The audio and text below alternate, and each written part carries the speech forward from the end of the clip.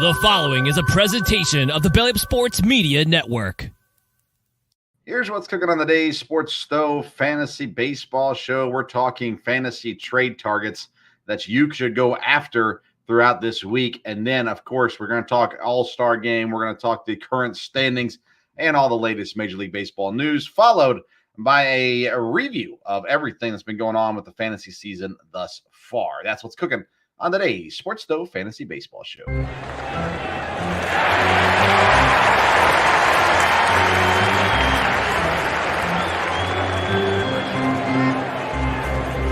Play ball!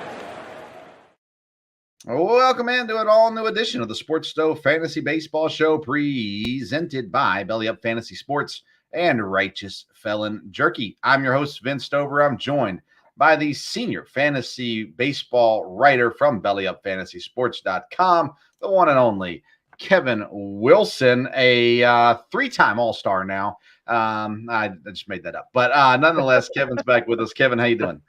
I'm doing great. And we had a little rain this morning, cooled things down just a little bit. So we appreciate that. And it's been a good weekend.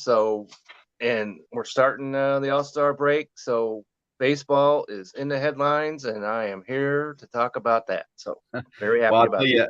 I'm not ready for this week, man. So last week I only worked 2 days, Wednesday and Thursday, and that was so nice. And then today my family went out of town, so it's just me at the house, and I've got a full work week ahead of me. Plenty of things around the house I need to do while the family's gone, and not really no baseball to watch while I'm doing it. So and I hate blackouts. Brewers are playing the Reds. I'm in the Reds TV territory, so they get blacked out for me on MLB TV, and I don't get to watch Brewers Reds games. I do get to listen to them, which is great with Bob Uecker, but nonetheless, kind of sad. But anyways, yes, it's All-Star Week. We've hit that point in the season. Hard to believe we've made it this far. That's right. So far, and All-Star, we'll talk about the All-Star game here in just a minute, but we're at that point now. We've got surprises. We'll talk about all that. I'm getting ahead of myself. All right, let's get to segment number one, our Fantasy Burner segment.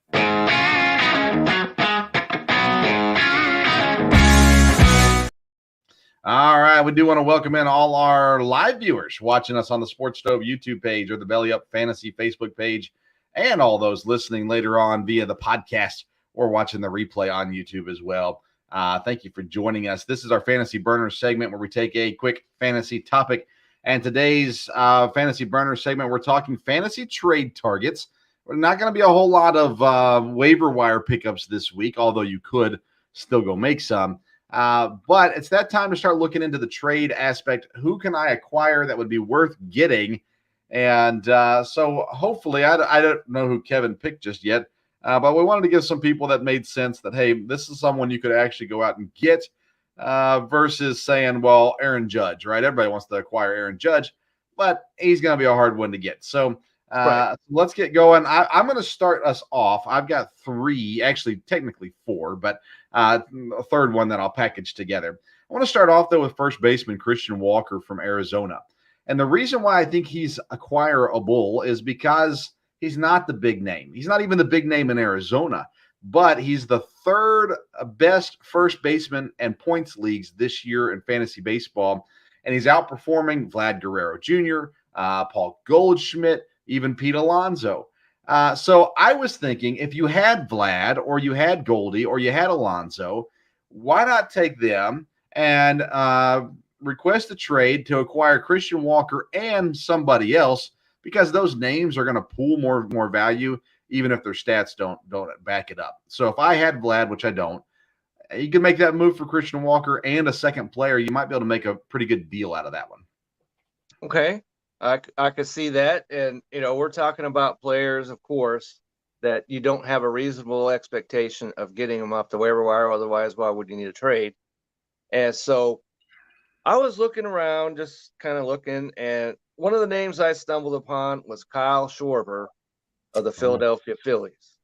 And he's a guy, because I'm looking at it, he's not even hitting 200, but he's a guy that we know can hit all of a sudden 8 home runs in a week and a half.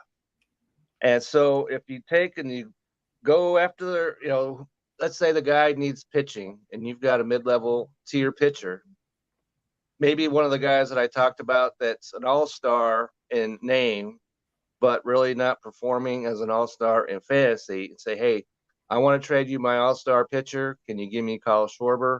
Maybe you could put together something, and just when you get him, just wait for that snap to happen, because he's in that lineup.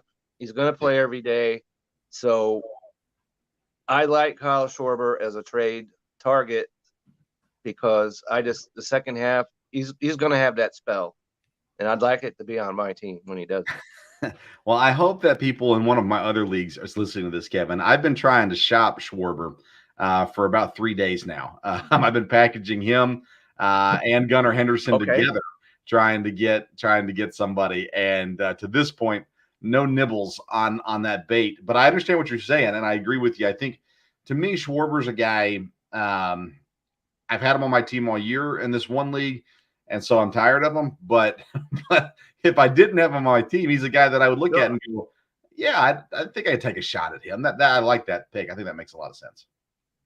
Right. And, being tired of him is something that I would like to play, on that, if the guy has him, because unless, I'm looking, Chase has him in our league, so it's not one of the Philadelphia Brethren.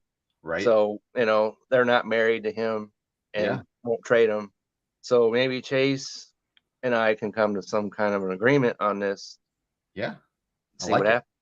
All right. Here's a guy that I have in all the leagues that I'm in, so I don't have to try to acquire him. But not everybody else views him as highly as I do, and that's Christian Yelich. Yelich is a guy that obviously has had down years the last couple years since his MVP, but he's currently 7th in outfielders in points leagues. And he can be acquired for guys like George Springer, who has 25 less points, or Nick Castellanos, who has 26 less points. Mike Trout has 35 less points. Julio Rodriguez has 57 less points. And I would assume a non-Brewer fan, if you said, hey, I'll give you Julio Rodriguez for Christian Yelich, they would do that in a heartbeat. And Yelich is 57 points better than Rodriguez this year. Now, Yelich is not an MVP this year. He's not putting up those kind of numbers, but his fantasy value is back, and he's doing what he needs to be fantasy relevant. Okay. I could pretty much say I wouldn't trade Julio Rodriguez for him, pretty flat out, but that's if you look at the numbers. Yes. And he's a guy, and you talked about him. You're the Christian Yelich. I'm surprised you don't have a poster of him behind you there. But so that's a guy that, yes, I would think that if I'm going to trade, that pitching would be the way I'd go to try and get him. Sure. So that could work. And my second target is a pitcher, and he's a guy who, if you'll recall, before the draft, I said he's on my do not draft list. And he started out gangbusters in his first start and then went off the table. I'm talking about Dylan Cease of the Chicago White Sox. Sure. Okay. And so he just had a murderous situation going on there. But even the last couple of weeks, he's only has 19 fantasy points in his last 2 games. And St. Louis hit him up for 5 runs on 11 hits. But before that, he was getting it back. He pitched 6 innings into the 6th and 4 straight starts. So he'll give you strikeouts. You know that.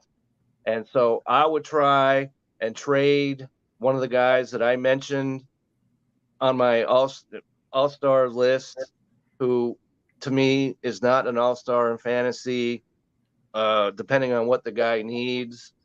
Orlando Arcia is an all-star, but I don't view him as that. Right. But somebody like that, you mentioned Springer a moment ago, Merrifield, they're all all-stars. So maybe you could say, hey, I got an all-star player here for you. And Dylan Cease is nowhere near that all-star game, so maybe we can come to an agreement. I like that one a lot. I have Cease in a categories league, and 123 strikeouts. He really, where he's hurting me is ERA, but outside of that, he's given me enough everywhere else that it's leveled itself out. He's doing decent for me. I like Dylan Cease a lot, and I think the White Sox are going to be sellers at the deadline. I do and too. He might actually move to a better situation. And I've heard this for a while now that the Texas Rangers might be in the running to get him. If he comes to Texas, then his value will go completely stratospheric. Yeah, definitely. Now I've got two pitchers on the same team, and I don't think one you could get. The other one I think you possibly could get. And the two pitchers are from Minnesota, Pablo Lopez and Joe Ryan. Pablo Lopez, I don't think you could get right now. I think people are a little too high on him, and he's doing well. He's worth keeping around. And he's just went to the All-Star team, so you got that going. Yep. But him and Joe Ryan have the exact same amount of fantasy points. They're 11th in starting pitchers in fantasy points on the season. They are ahead of guys like Luis Castillo, Aaron Nola, Elder, Corbin Burns. Now, I wouldn't trade Burns, Nola. Actually, to say that, I actually made an offer with Nola to get a couple guys, but Joe Ryan being one of them. The fantasy value, their production fantasy-wise has been better than those guys this year. Joe Ryan is not that fancy name. It's not the guy they got traded for, Luis Arias. It's not the all-star. It's not the guy that everybody thinks of when you think of great pitchers, yet his fantasy value is great. And I think you can make a move getting one of those batters who maybe have underperformed this year but have a name.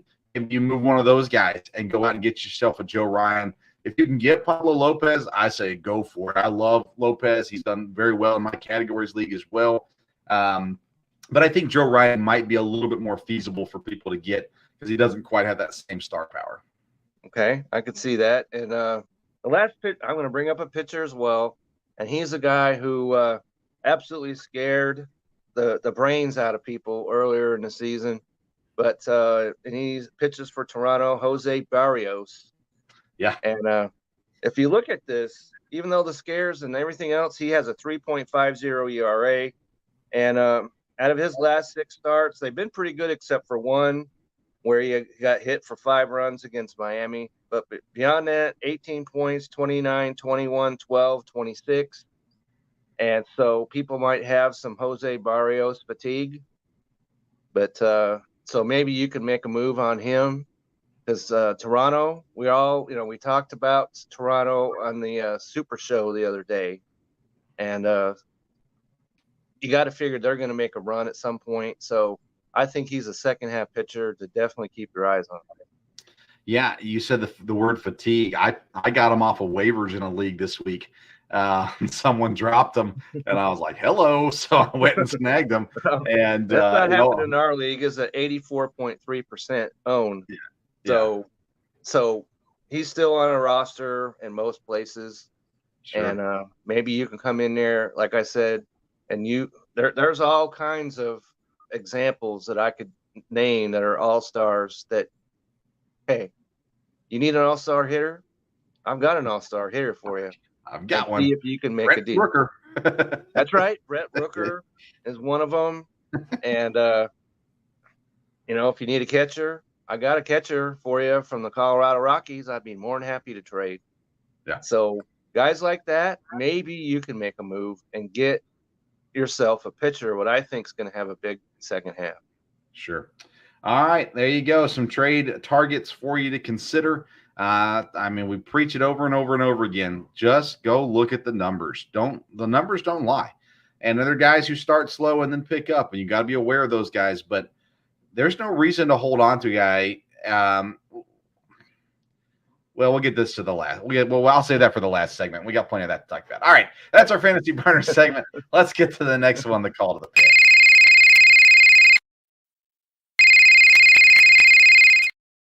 Our call to the pin is presented by Righteous Felon Jerky. If you want the purest jerky in the game, you got to go straight to the source. Righteous Felon has partnered with the best natural Black Angus beef producers in the land, and they locked up the supply and guarantee the best tasting, best textured, and freshest beef jerky on the market. Visit righteousfelon.com. Use promo code BELLYUP. You're going to get 15% off your purchase. I want to start this segment, Kevin, just with the basic all-star game feel? How you feeling about it? Are you excited for it? Do you care about it? What's your feeling going into this week? Well, I think, because I'm a baseball guy, of course, and so I think I'm a little bit more into All-Star Game than a lot of people are.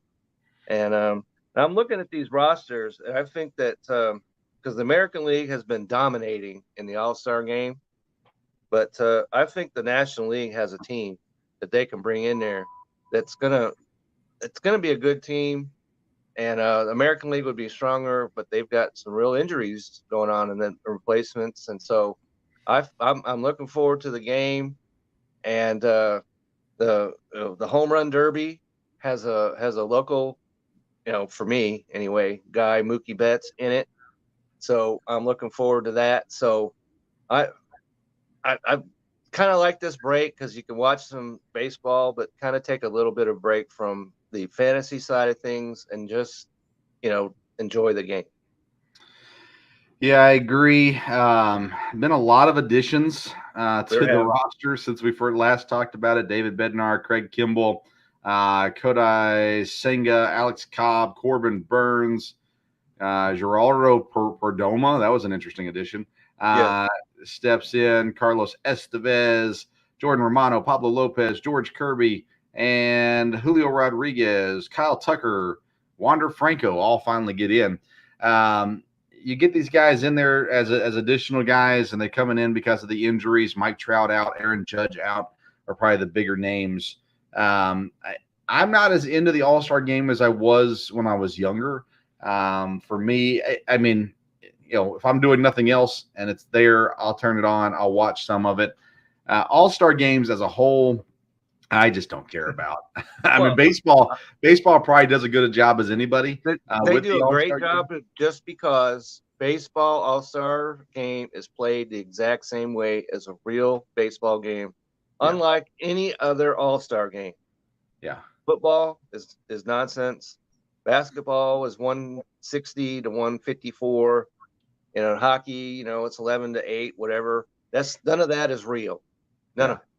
But baseball games, they're throwing 98 miles an hour and, just like they would in a real game.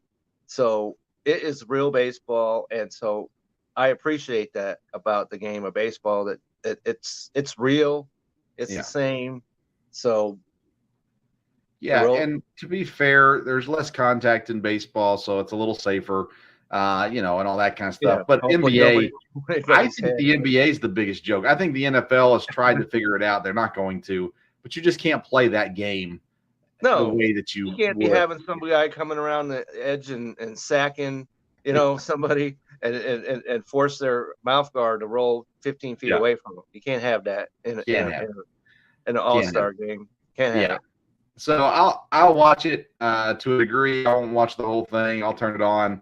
Maybe even in the background as I'm doing something else. But I'll do that. Have it on in the background, maybe doing something else. Yeah. Because I'm here, and my wife is here, Sandy's here. So, and we might do a couple of different things and have the game on there and do that way. Yeah. So everybody's happy in the household. Everybody's happy. That's always a good sign from there. I'll tell you what, though, this season has not gone as we anticipated it would go as far as the standings go overall. No. Let's kind of run through it. Baltimore has almost caught up with the Rays. They're on a 5-game win streak. They're 2 back from Tampa. Tampa is still very good, but they did lose 7 of their last 10. That hot start now is kind of gone. I still think they're probably a better team than Baltimore, but now you've got blood in the water, and Baltimore's chasing. Toronto, though, has jumped up to 3rd. They're 7 games back. The Yankees firing their hitting coach, 8 games back. Boston, 9 games back. So it's still a race. Everyone over 500. 5 games above 500. Yeah. So, when you talk about last place, you kind of got to give that little caveat, yes, they're in last place, but they're not the Kansas City Royals. Yeah, right. Right. So yeah, that whole division is going to be something else, and they have the advantage because they don't have to play each other as many times as in the past. Yes. So they're also The only division that all 5 teams have a plus run differential. That's not that way in any other division. The Red Sox come into the break at the 5-game enough have the lowest at plus 23. That's dropped to plus 20. Yeah. Today it dropped. Okay, so I'm when I'm looking at the standings here, it says plus 23, but so that's the way. I guess that's why his coach, you mentioned, got shown the door. Yeah. But somebody's got to be to blame, right? Right. When your 6'8" all-star right fielder hasn't played a game since he stubbed his toe in L.A. But that payroll's too big to say, well, Judge is out, so we're lost. It shouldn't be that way in New York. They should be able to hold on and do something. We'll talk about maybe some of those guys as we get to our next segment. Who outside of Tampa, who do you think has the best shot of winning the East? Like who, if you had to bet money on it, but you weren't allowed to bet on Tampa, who would you put your money on? If I wasn't allowed to bet on Tampa, Baltimore is still a young team.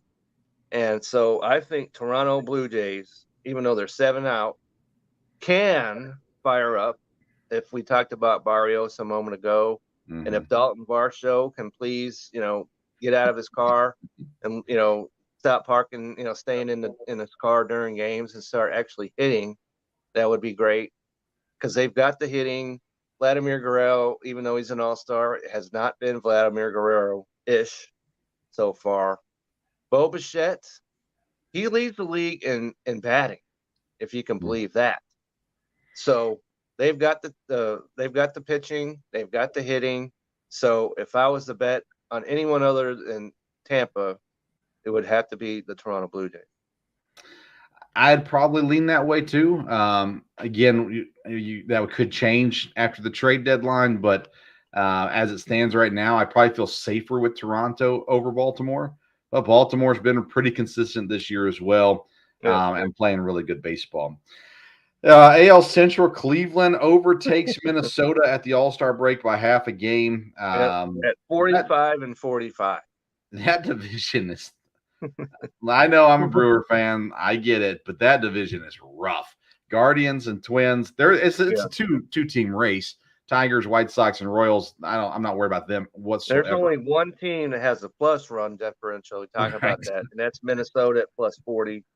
Yeah. And Cleveland's -4. So I think that can, because they got an offense that can turn that around.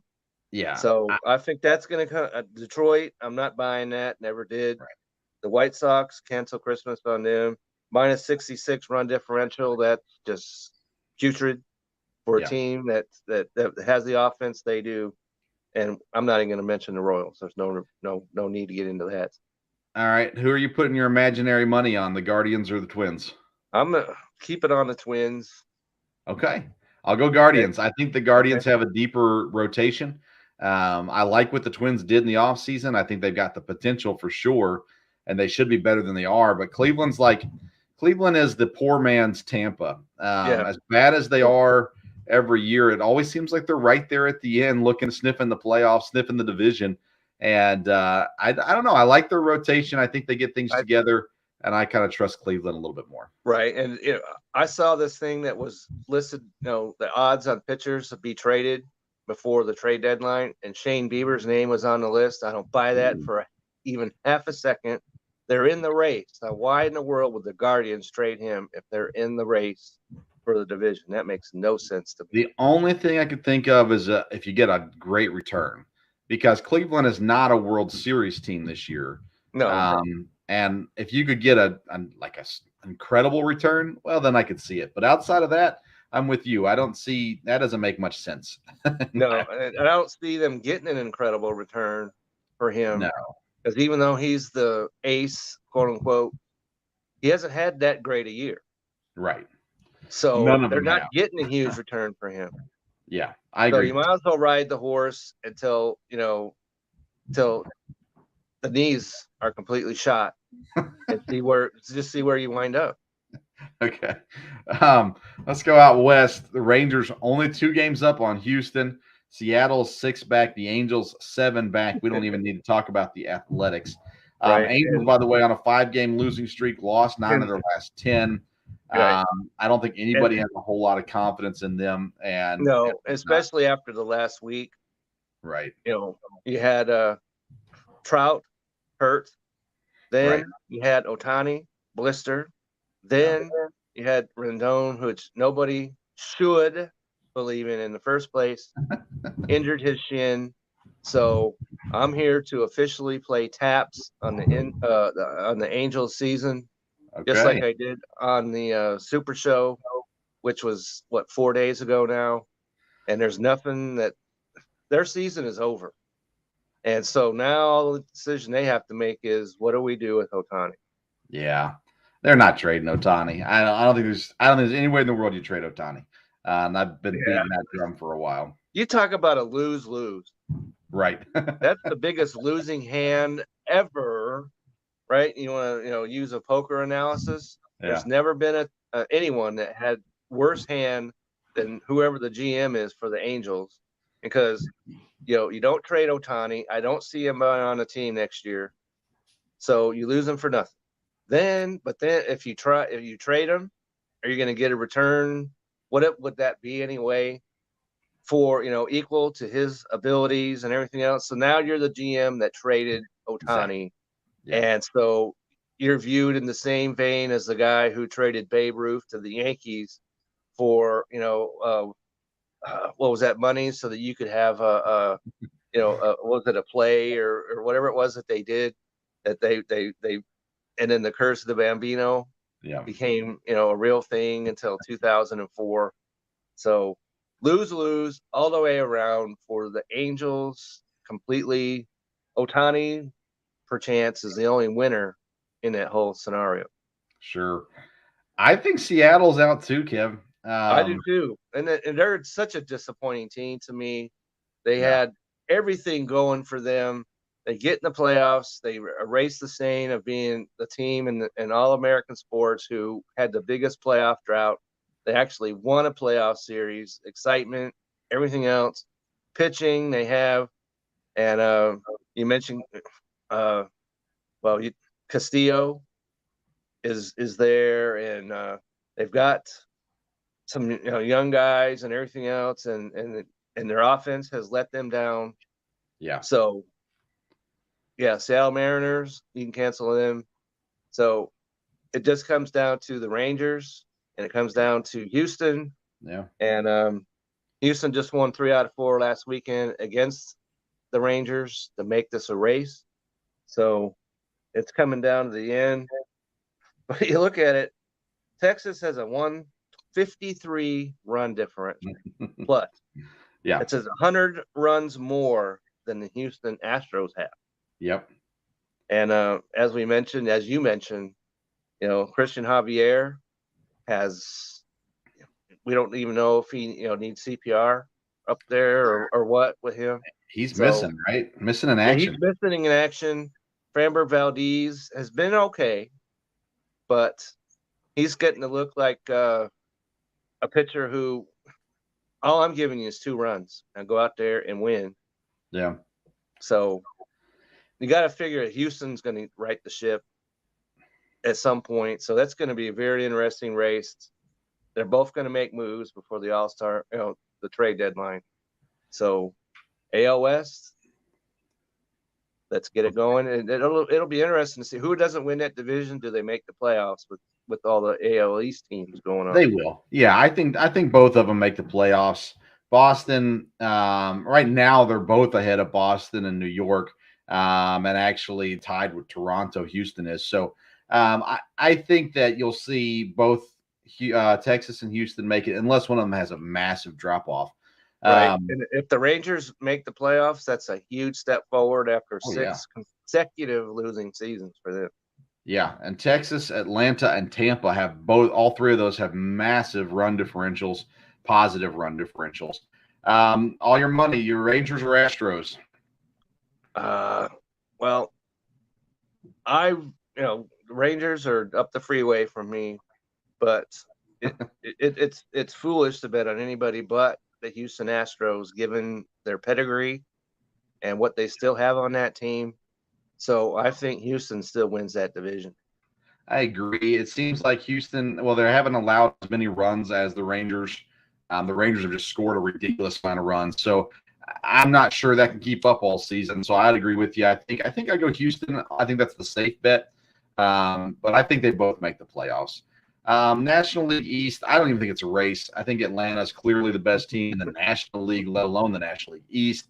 Right. The Marlins are still there at 8.5 back. Phillies 12 Well, games back. The Mets 18.5 games back. The Nationals have been long gone for quite some time. right. Let's skip the Braves because I think the conversation's obvious with them. I still don't believe in Miami. Am I foolish to not believe in them? No, it's amazing.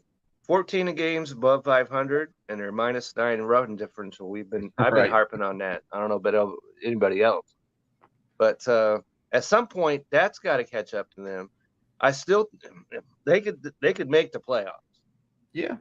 I think they can, but you got Philadelphia over there, and they look very similar to what they were a year ago. Right. When they were absolute nonsense, got their manager fired, and then what happened? They wound up all the way in the World Series. And so I see Philadelphia bypassing the Miami. Yeah. And so you're going to have 3 teams making the playoffs in that division. Philadelphia will be in, Miami's in, and of course Atlanta is in. So Miami would be where we need to look at in that division. Miami would currently be first place in the AL Central, first place in the NL or AL West. They would be first place in the NL Central, and they would be first place in the NL West. Other than the East divisions, they're first place team, and they're 8.5 back, and that just goes to show how good Atlanta is. Yeah. Hi, puppies. My dog's broke loose. Okay, my cat's still laying over there, so we're good here. Okay, very good. I'm going to have to go take care of that because no one else is in the house, and they're going to tear up the house. But what we're going to do, we're going to take a quick commercial break, and when we come back, we'll continue this conversation. If I'm not here when we get back, Kevin will continue this conversation. We'll be right back. Here's what's cooking on the Sports Stove family of podcasts. Hey, everybody, I'm Vince Stover, host of the Sports Stove podcast, and just want to give you some insight on what is ahead and what is going on within the Sports Stove world. We now have 3 podcasts for you to listen to. It's all under the umbrella of the Sports Stove podcast. We have the Sports Stove podcast, the original show, and that's just me and my dad. We're talking all things sports, just like we would riding in the car, listening to Sports Talk Radio. We just give it to you, talking NFL, Major League Baseball, college football, college basketball, all things sports. Me and Dad bring that to you each week. Then we also have the Sports Stove Local Hour, which covers Eastern Kentucky University sports, where we talk all things EKU with student athletes, coaches, and administration all come on to talk about everything that's going on inside the world of EKU sports, focused heavily on football, men's and women's basketball, and some EKU baseball as well.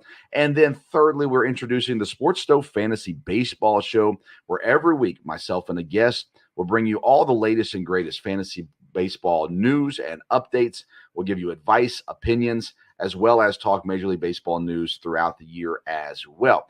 So make sure you stay tuned for all these great episodes. You can subscribe to the Sports Stove podcast on Apple Podcasts, Spotify, or wherever you listen to podcasts. You can also subscribe to our YouTube channel. Just search for the Sports Stove podcast, and you'll find us there. That's what's cooking on the Sports Stove family of podcasts. All right, we're back. Okay, we're back in the game. Hopefully everything's contained.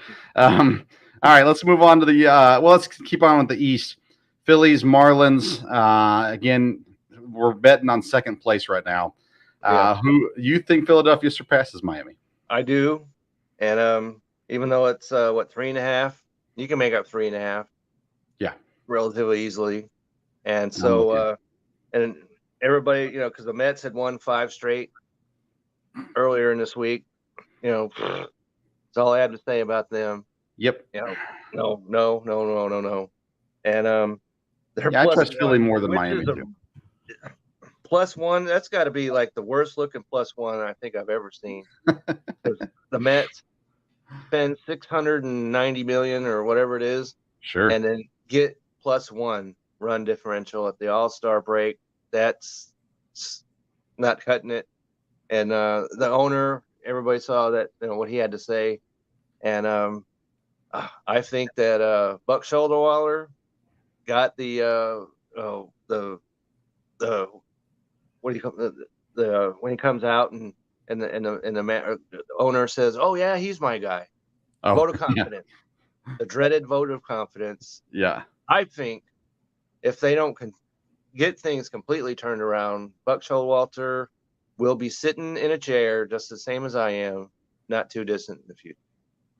I agree. NL Central, Brewers and Reds just finished a series. They will pick up another series in Cincinnati after the All-Star break as well. Right now, the Reds sit on top in the NL Central. As a Brewers fan, I'm not worried about the Reds, and maybe I'm wrong to be this way, but I'm not worried about the Reds. I'm not worried about the Cubs. I'm not worried about the Pirates. And for once in my life, I can say I'm not worried about the Cardinals. I think this is the Brewers division. Minus 34, 11 and a half games out. Yeah. If Buck Showalter isn't the first out and it's not the Cardinal way, then what's his name in St. Louis? Marmol? Is that it? Is he still there? The Yeah. manager? I don't. Okay, I don't draft managers in fantasy baseball, so I don't pay much attention to it. No, me neither.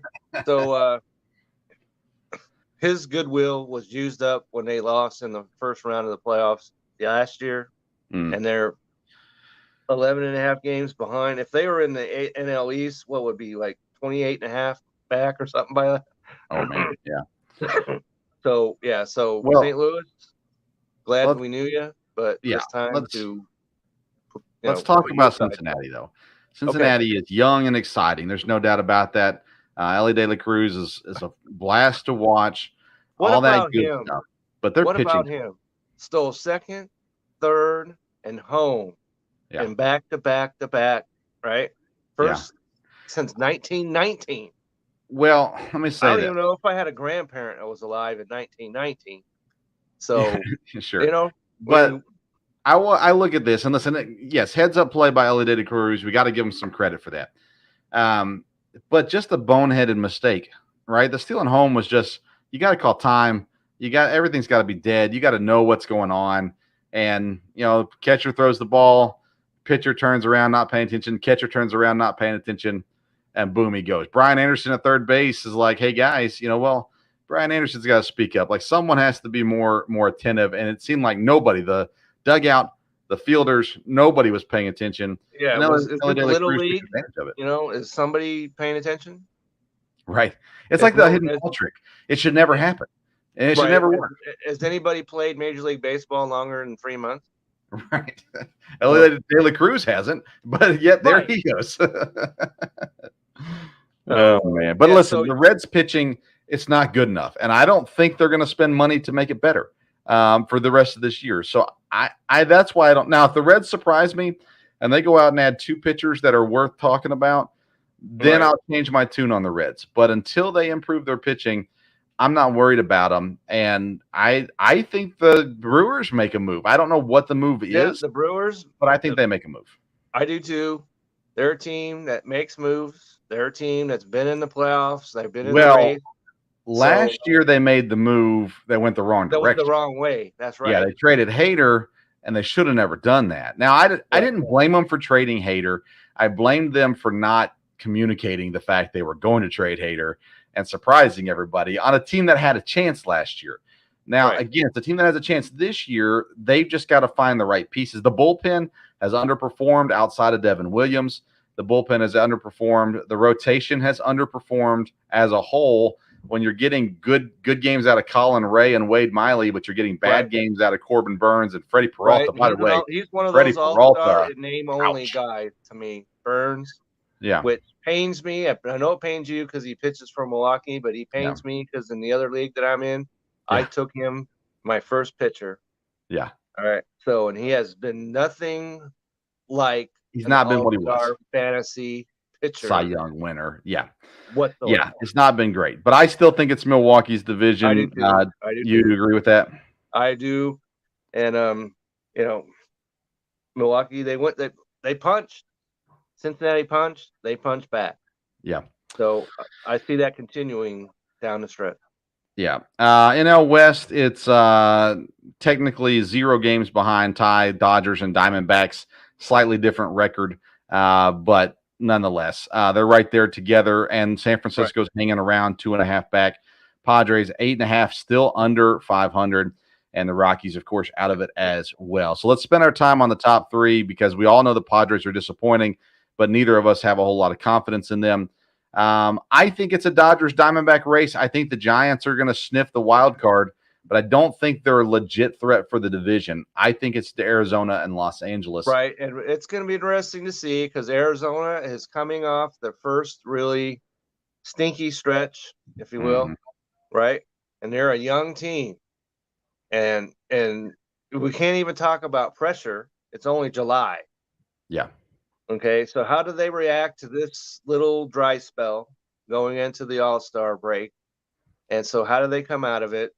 I don't see Arizona making a whole lot of moves with, trades and everything. I think they do. I think they make moves to the pitching. They're not going to add anybody, I don't think, offensively, but I think the pitching, again, a guy like Dylan Cease, you add him to this Arizona team, that really strengthens them. Okay, so, but full well, the Dodgers know how to make a move. Yeah. And so you could expect them to make a move, whether it's Ohtani or not, which I'm going to say not at this point. I'd have to look at control things, Kevin. You talk about pitching. Yeah. The Dodgers need to shore up their pitching like no other contending team to me. And I think they will. But here's my question. Exactly that. If they're going to make a swing at Ohtani in the offseason, they have to be somewhat careful of what they do now. And that's the whole reason they didn't make big moves in the offseason is they were clearing the way out for Ohtani. And they're not going to want to mess up any chance they have to get him. Now, I don't think they really could do that necessarily with the trade, but I could also see them kind of saying, hey, we got guys that are injured. We like the team that we have. We're going to make the run at Ohtani. Let's just stand pat with the exception of maybe I still think Tim Anderson going to LA makes the most sense. But anyways, we'll see. Arizona, I'd love to see them add a Dylan Cease. A Shane Bieber, that would be phenomenal. I don't think he gets traded either, but I'd love to see Arizona take a big swing here at the trade deadline, go out and acquire a pitcher, maybe a bullpen guy also, and set themselves up. Because, you look at like they need a back end starter, closer, right? And they could be right there. Yeah, go get Pittsburgh's closer. They don't need them. Okay. Go get Colorado's closer. They don't need them. Go out and get those kind of guys. Add them to your bullpen and make a run at this thing out there in the West. The Dodgers, though, 4-game win streak. They've been this team all year where it's kind of like they're quietly good. Like you're used to the Dodgers being good, but it's just been like, all of a sudden, wow, look, the Dodgers are good again. Yeah, it's their starting pitching, like I mentioned. Yeah. That, Clayton Kershaw hurt. Noah Syndergaard should never have been allowed in the building. And Tony Gonzalez has been down as much as up. Or Urias was hurt. And so we don't know exactly what if he's Julio Urias like, which they've got the entire month of July to see if he can be Julio Urias or not.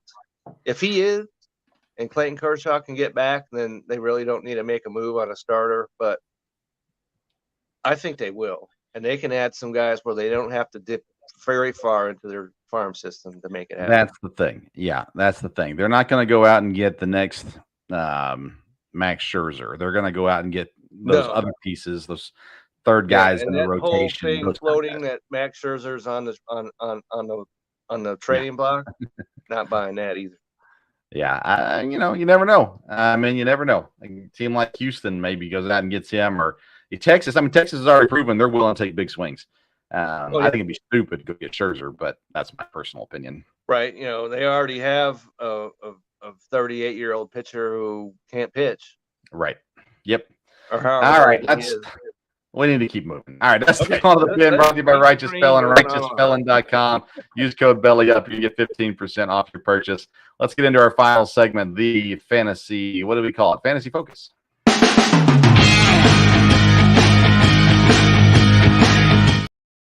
Fantasy Focus is presented by BellyUpFantasySports.com, your one-stop shop for all things fantasy sports, football, baseball, basketball, hockey, whatever it is. You can find an article about it to help you out on BellyUpFantasySports.com. You can also get all of Kevin Wilson's articles on BellyUpFantasySports.com. Kevin, we're looking at just kind of a review of the year so far. I've got a lot of stuff in regards to our draft. I don't know what information you have, so I'm going to let you start off, and then I'll follow you.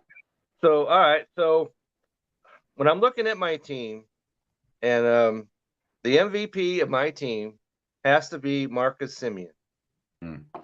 He was taken in the 3rd round, and he's a can't-drop player. Anytime you can take a player who can't be dropped in the 3rd round, you hit a grand slam. Are you allowed to trade him? You can't drop him. Okay, because I traded this week. Okay. And, of course, my first pick, Mookie Betts. Oh, yeah. All right. Okay. And just like you said, second base. Yeah. But that's not the end of the story, because he also is now qualified as a shortstop as well. Yeah. So outfield, second, short, also a can't drop player, as you can possibly imagine. So 1st round pick, home run. 3rd round pick, home run.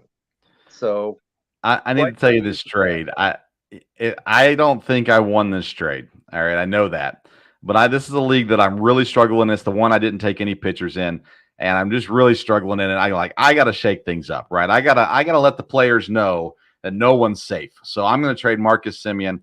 I traded Semien and Jose Abreu to get Bryce Harper and Michael Garcia from Kansas City, who's a multi-position player who's been really hot as of late in KC. I know Semien's better than Harper. I know he's better than Harper and Garcia together. I know all of that, but it was time to shake things up a little bit, and so I made the move to get rid of Semien.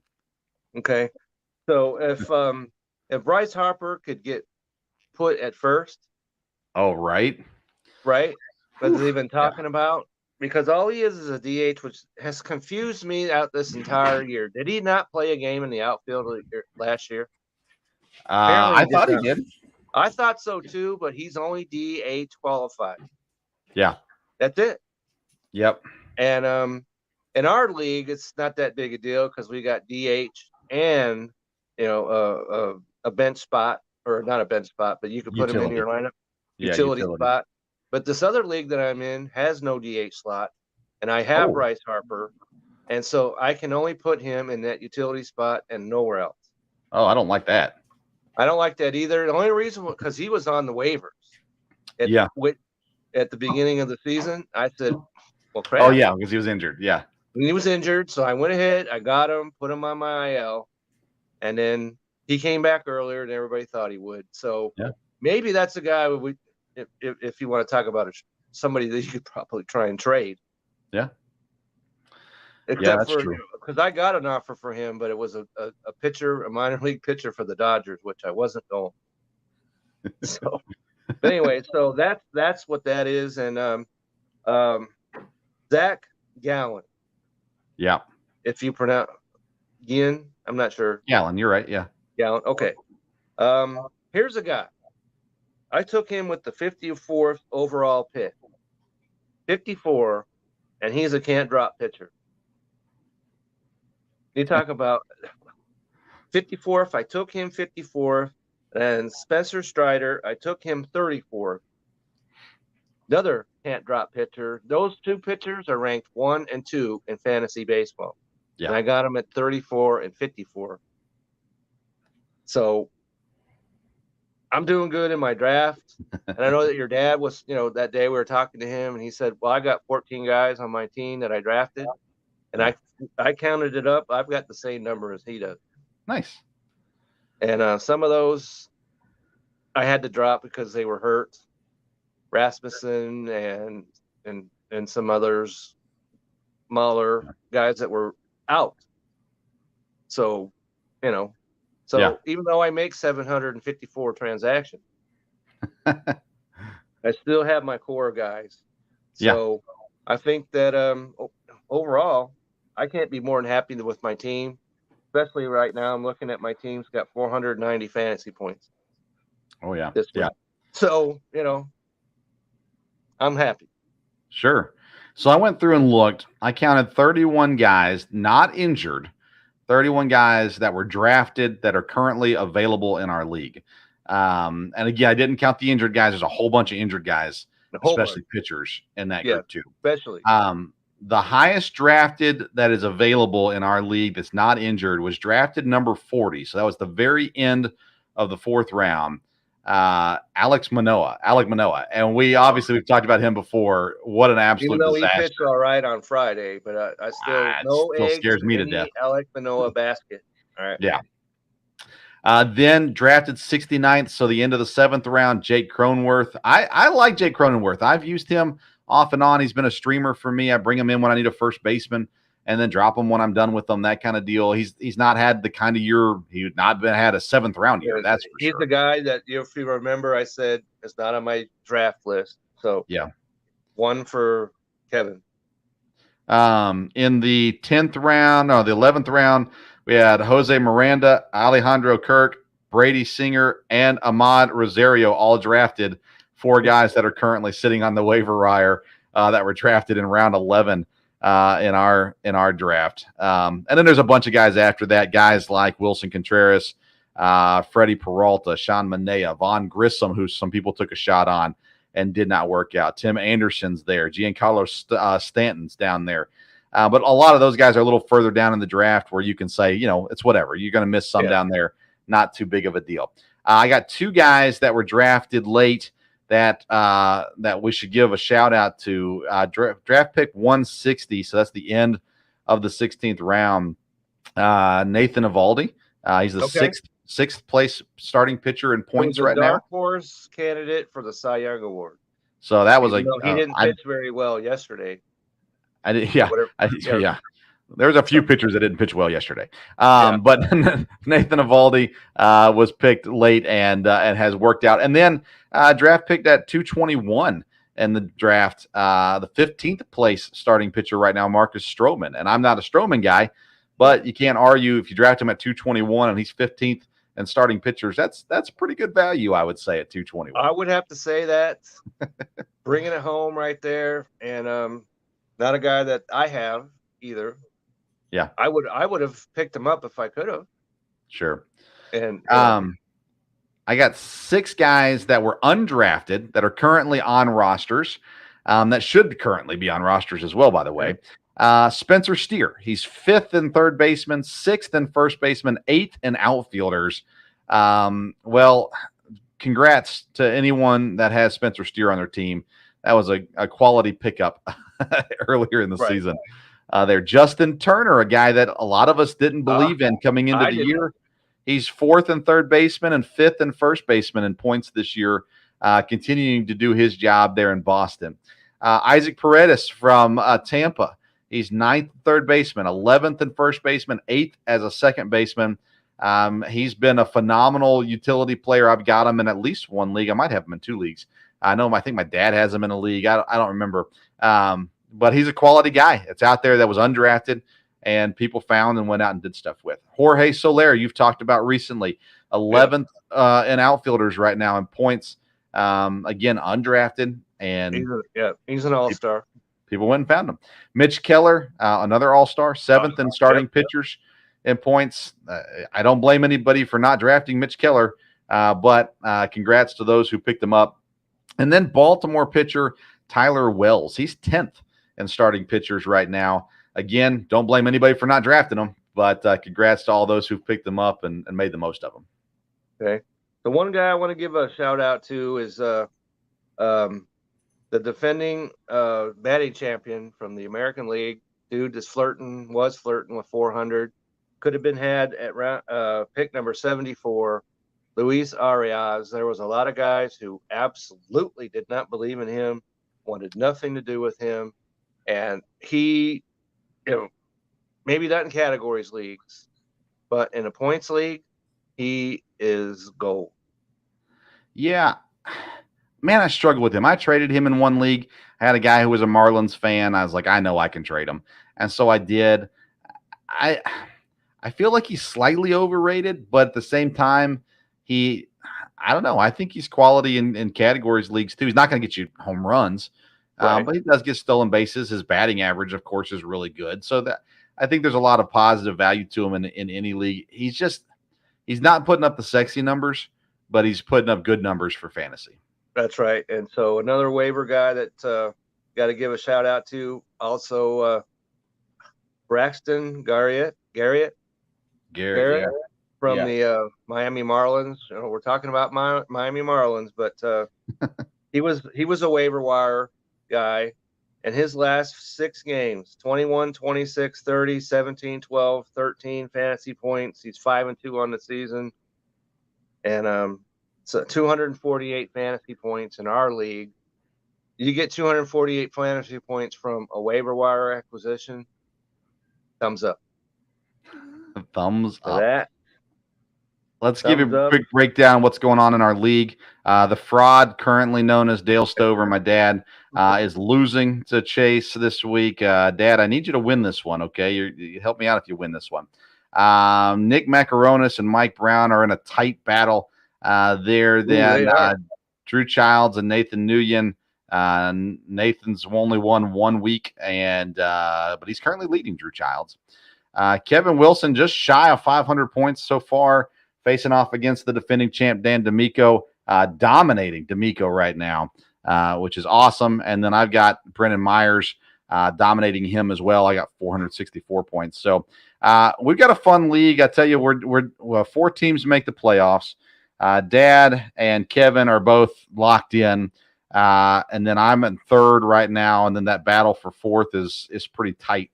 We've got 1, 2, 3, 4, 5 teams all tied at 6 and 7. So, needless to say, it's going to be a fun final stretch, right? To get down to the playoffs. It certainly is. And so, you need some fantasy news. This is a place to come. It's a competitive league, as we just mentioned. So you're in the right spot. Yeah, the one league that I'm not doing good in is the league I tried something different in, and so for the sake of this show, I killed myself in a league by not drafting any pitchers till the 14th round, and I will not do that again. Needless to say, I've learned my lesson. It did not work, and I'll tell you all. So, we appreciate the sacrifice that you had to make there for the rest of us to learn from. So. That's right. Thank you. At least that gets something out of it. I get demoted in that league to a lower league, but all right. So if you take away anything, don't wait till the 14th round to take a picture. Yeah, take them earlier. At least get you a good one. Get you a couple good ones in the first, 6 rounds or so. All right, so All-Star Week is here. Next week we'll be back with an all-new show. We'll be talking waiver pickups.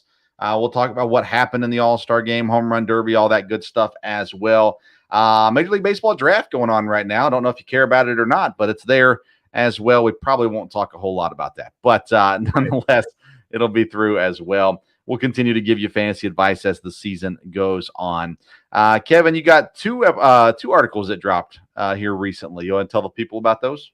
Okay, so the first that I dropped is one that I made mention to quite often here. Is high all-star sells. That players who are all-stars, who are not, in fact, all-stars in fantasy, but if you can convince somebody that they're all-stars and make a trade that's an advantage to you, that would be the way to go. I've got some players on there. I'll name just one. Elias from Colorado Rockies, the catcher, is an all-star. However, that's only in Colorado. You don't want anything to do with any Colorado hitters outside of Denver. So that's just an example of a guy that you could say, look, I've got an all-star catcher. You need catching. How about you trade me your all-star pitcher, per se, and you're going to walk away much better off than the guy that you just traded him to. So that article's out there. And then I went ahead and I did a recap of the fantasy first half. I put down my first half MVP, which in ESPN leagues, you know who that is. It's got to be Shohei. But, I put a little bit more thought process behind that and just saying Shohei came up with a player who in other leagues is the MVP. I came up with the pitcher of the first half, which I was absolutely shocked to come away with the answer of Kevin Gossman. Yeah. Okay. I would never have come, but he leads. When I did the article, he was in first place in points in fantasy baseball for starting pitchers. So he was my pitcher. Corbin Carroll is the rookie of the year. That's a runaway. Well, And let him read it. Don't give it all away. Okay, I won't give it all away. But I just wanted to mention Corbin Carroll because he hurt himself. Yeah. Right? And we're like, uh-oh, he won't play. We have the All-Star game. Then all of a sudden, the next day, he's right back in the lineup. Yeah. So we have a new superstar of baseball. His name is Corbin Carroll. I love Corbin Carroll. That article's out there. So you definitely want to check that out because I have the disappointment of the year. And I think that you, Vince, will take maybe you don't want to read it. Okay. I'll just put it to you like that because the disappointment of the year is the player that you drafted. Yeah. So, Dad was surprised to be listed in your article. Oh, not Dad. Okay, somebody else. Sorry. So that's out there. And so those two articles, of course, Belly Up fantasy sports and baseball rules and Belly Up at the present time on both sides. So you want to go to both sides, check out what we have, and learn some things, do some things. And just one last fantasy advice for you is you definitely, because pitchers, we don't know when they're going to start next with the break. So definitely pay attention to that. Who pitches when and where, and you have to figure that in and make sure that you don't bust, which I'm almost ready to do, the limit of starting pitchers. Yeah. I think I only got 3 more and I'm done. Oh man. Which when I have 490 points, I can go ahead and do that. Yeah. But that's the kind of thing you want to pay attention to because you don't know how they're going to set up the second half rotation. So definitely look for announcements of when people are going to be starting. I like it. I'll have the MLB power rankings. They'll come out on bellyupsports.com. Probably tomorrow would be my guess. That'll come out. And then Wednesday night, me and my dad will be live right here on the Sports Stove YouTube channel. And the audio versions will be on podcast versions everywhere. We get into our college football preview. So we'll be talking Big 12 football on Wednesday night. We'll talk some baseball and other things as well from there also. But he's Kevin Wilson. You can follow him at Kevin62, WILSEA. I'm Vince Stover. Follow me at Sports Stove on Twitter and on Instagram. And actually, I don't know if you got in on Threads or not, but I'm on Threads also. New, I don't know, social media platform. So at Sports Stove there as well. All right.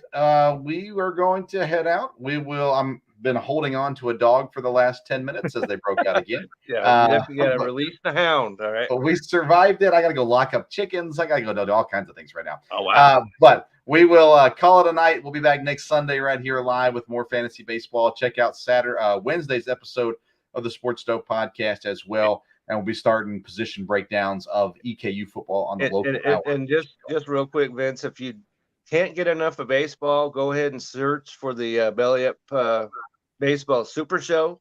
Oh yeah, if you have not seen that, and both Jared, find it on the Belly Up and I YouTube both page. Survived the show. Okay, all right. So check that out on the Belly Up Sports YouTube bloody page. eyes or bloody noses or anything like that. So there you go. We kept things cordial, so you might want to check that out as well. Very good. All right, folks. Thanks for tuning in tonight, and we'll see you next time. Until then, we'll see you around the Sports Stove. Everybody have a great week.